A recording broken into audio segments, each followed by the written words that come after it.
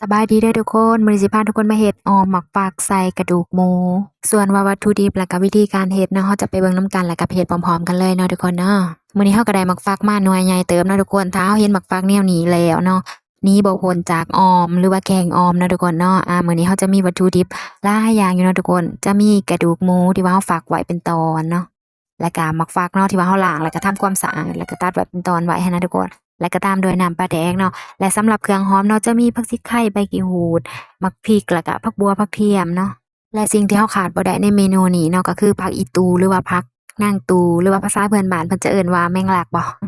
แต่ว่าเราก็บ่มั่นใจเนาะวันนี้เราก็จะมาฝางหม้อเนาะใส่ผักชีไข่ใบขี้หูดเนาะแล้วก็ต่อไปเนาะแม่นเราจะมาตำเครื่องหอมแล้วก็มักพริกเนาะใส่กันเพื่อว่าให้มันแดกๆนะทุกคนหากผู้ใดที่ว่าบ่อยากตำเนาะก็สามารถเอาไปบดได้หลังจากที่ว่าตำแดกๆแล้วเนาะเราก็จะเอาลงไปในหม้อเลยเด้อเนาะทุกคนเนาะ อันนี้แม่นเราจะกาเกียมการเฮ็ดแกงอ่อมหมักฟักใส่กระดูกหมูเด้อทุกคนเด้อ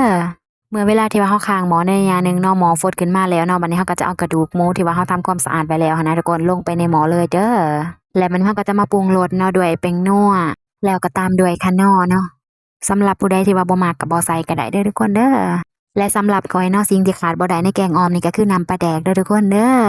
และผู้ใดที่ว่าบ่มักกินปลาแดกหั้นนะก็สามารถใส่น้ำปลาได้เด้อ บัดนี้เราก็จะมาปิดฝาไว้เนาะเพื่อว่าให้หม้อเราฟดดีเนาะแล้วก็ให้กระดูกหมูของเราหั้นนะสุกแบบดีๆเลยแหละและเรากะว่าหม้อมันฟดดีแล้วกระดูกหมูเราสุกดีเนาะเราก็จะเอาหมักฝากหั้นนะลงไปเลยเด้อทุกคนเด้อแล้วจะคนๆจักเล็กน้อยเนาะแล้วหลังจากนั้นก็ปิดฝาหม้อไว้คือเก่าหลังจากที่ว่าเราปิดฝาหม้อไว้เนาะให้มันฟดดีหรือว่า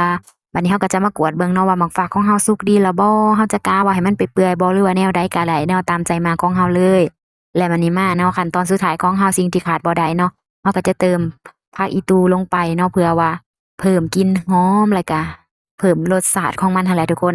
ถ้าแกงอ่อมนี่เนาะถ้าเราขาดผักอีตูไปแล้วเนาะมันก็จะบ่แซ่บเลยเนาะทุกคนเนาะแต่ถ้าผู้ใดที่ว่าบ่มักใส่ผักอีตูก็สามารถใส่ผักขะแยงได้เด้อทุกคนเด้อบ่ว่าจะใส่ผักอีตูหรือผักขะแยงเนาะก็แซ่บคือกันเนาะทุกคนเนาะเลือกเอาเด้อทุกคนเด้อผู้ใดที่ว่ามักผักแนวใดก็สามารถใส่ตามใจมักได้เลยบัดนี้แกงอ่อมกระดูกหมูใส่หมักฝากของเฮาก็ถือว่าสำเร็จเสร็จสิ้นแล้วเนาะทุกคนสุกดีแล้วเนาะหน้าตาสีสันเป็นตากินเลยแหละทุกคนเอ้ย เราก็จะมาตักใส่ถ้วยเพื่อว่าเกียมไปเสิร์ฟกินเลยนะทุกคนเนาะสำหรับเมนูแกงบักฟักนี่เนาะก็เป็นเมนูหนึ่งเนาะที่ว่ามีมาตั้งแต่ดั้งเดิมแล้วเนาะทุกคนเป็นเมนูพื้นบ้านที่ว่าแซ่บแล้วก็กินแล้วติดอกติดใจเนาะทุกคนเนาะสำหรับผู้ใดที่ว่าบ่เคยกินหั้นนะก็ลองไปหามาเฮ็ดแกงอ่อมบักฟักกินเบิ่งเด้อทุกคนเด้อบอกเลยว่าถ้าได้กินแล้วหั้นนะสิติดอกติดใจแกงนัวๆต้มบักฟักสิเปื่อยๆแดเนาะสุดยอดเลยเดี๋ยวเรามาเจอกันเมนูหน้าเด้อทุกคนเด้อว่าจะเฮ็ดเมนูใดสำหรับมื้อนี้บ๊ายบาย